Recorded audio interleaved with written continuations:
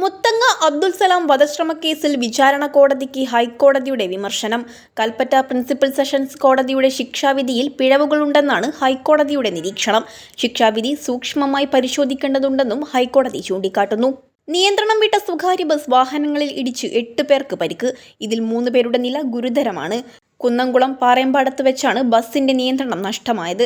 Car, auto, bike ഉൾപ്പെടെ 5 വാഹനങ്ങളിലാണ് bus ഇടിച്ചത്. പുനലൂർ ആശുപത്രിയിൽ കോൺഗ്രസ് അനുഭാവ സംഘടനയായ NGO അസോസിയേഷന്റെ കൊടി പിടിച്ചുള്ള അഭിവാദ്യത്തെ ന്യായീകരിച്ച് ആരോഗ്യമന്ത്രി കെ മുരളീധരൻ.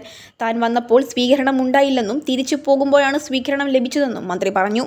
പുനർജനി കേസിൽ മുഖ്യമന്ത്രി VD സതീശനെ കണക്ട് ചെയ്യാനുള്ള ഒരു തെളിവും ഇതുവരെ ലഭിച്ചിട്ടില്ലെന്ന് ആഭ്യന്തര വകുപ്പ് മന്ത്രി രമേശ് ചെന്നിത്തല.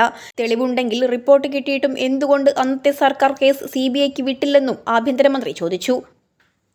18 വയസ്സ്, ജീവിതം സെറ്റ് ചെയ്യാൻ ഇതിലും നല്ല സമയം വേറെയില്ല. ഒരു സർക്കാർ ജോലി മാത്രമല്ല, അഭിമാനവും അച്ചടക്കവും രാജ്യസേവനവും നിറഞ്ഞ ഒരു കരിയറാണ് നിങ്ങൾ സ്വപ്നം കാണുന്നതെങ്കിൽ ഇന്ത്യൻ ആർമി, എയർഫോഴ്സ്, നേവി നിങ്ങളുടെ സ്വപ്നങ്ങൾക്ക് ഇനി ചിറകുവിരിക്കാം. 100% വിജയത്തിന്റെ വിശ്വാസത്തോടെ കേണൽസ് അക്കാഡമി കോഴിക്കോടും സുൽത്താൻ ബത്തേരിയിലും.